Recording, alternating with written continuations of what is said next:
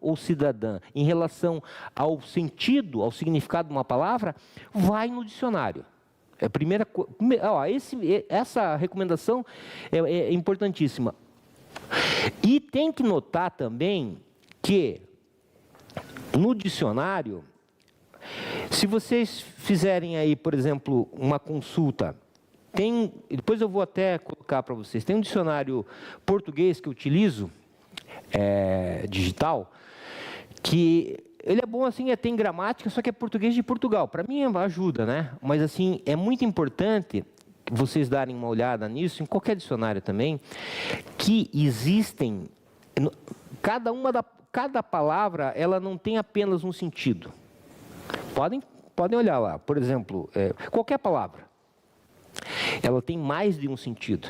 E você tem que dar uma olhada, o que aparece no número 1 ali é o mais usado. Daí o 2, 3, 5, 6 às vezes, ou mais.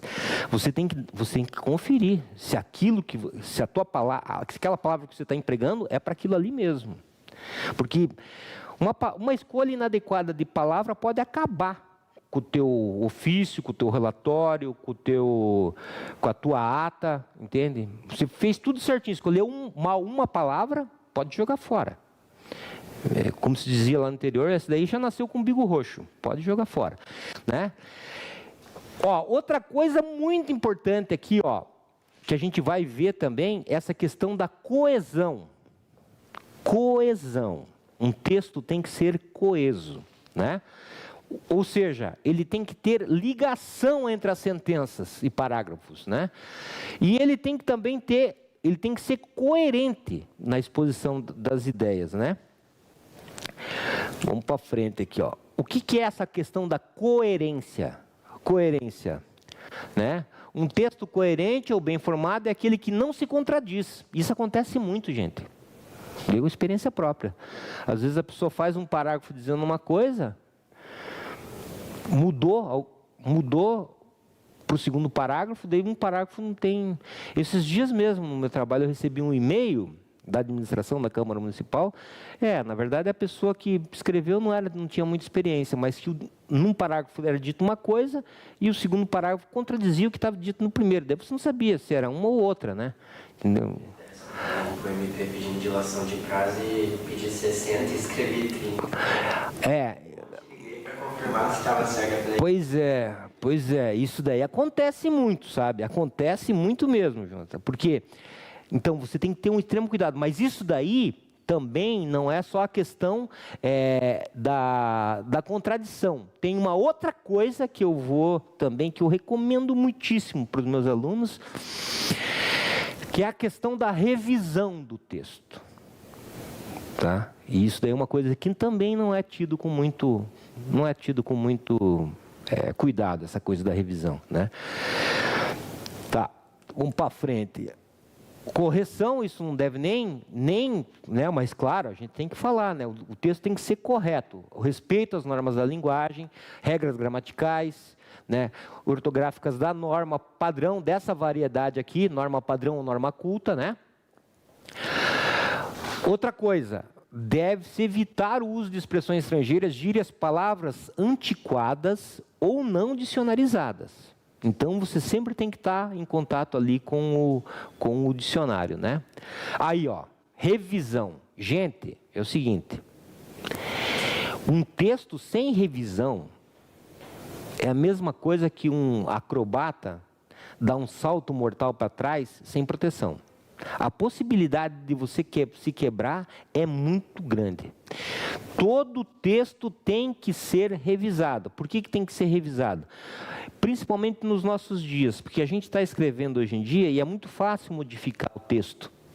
Daí você modifica uma parte e esquece de modificar a outra. Isso é muito comum.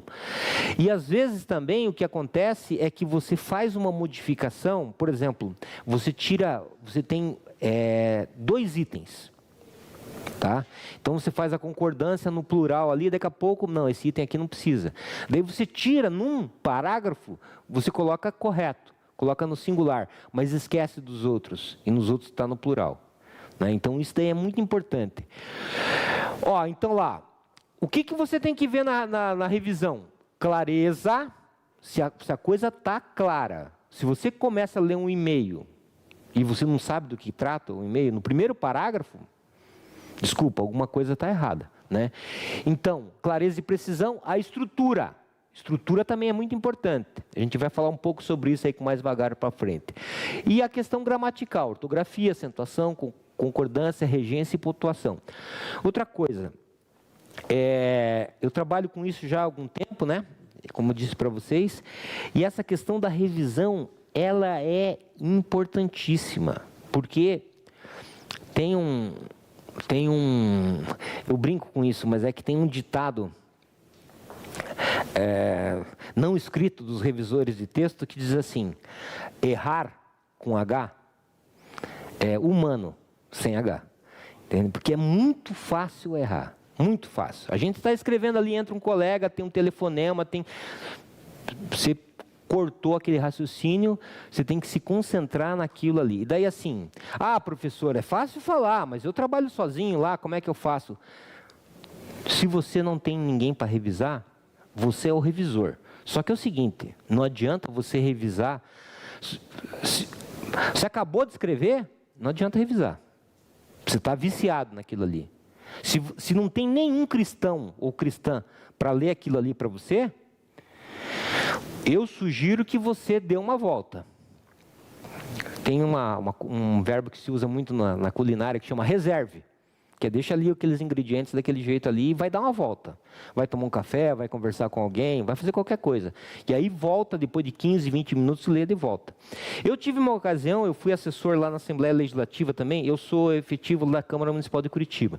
Mas eu, durante 2 anos, fiquei na Assembleia. E aí sempre assim,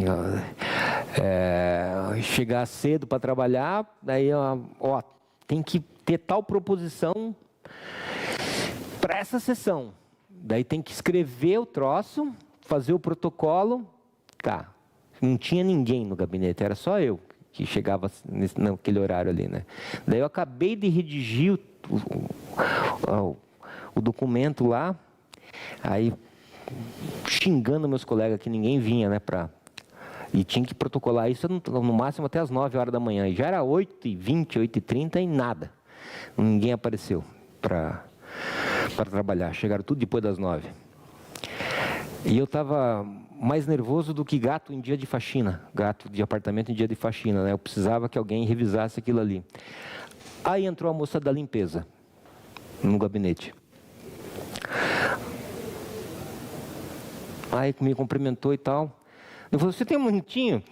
Eu pedi para ela ler aquele texto, para ela me dizer o que ela entendia daquilo. Ela entendeu, ela me disse e falei, tá bom, tá revisado. Não deixe de revisar o texto. E outra coisa, não, é para ontem, não existe essa para ontem. Né? Perca 10, 15 minutos pedindo para um colega ler o texto, que isso é muito mais produtivo do que você protocolar, publicar no Diário Oficial, ou em qualquer meio, um texto que depois, né? Às vezes não é você que assina o texto, mas quem assinou vai ficar com aquele ônus. E você que produziu o texto, aquele que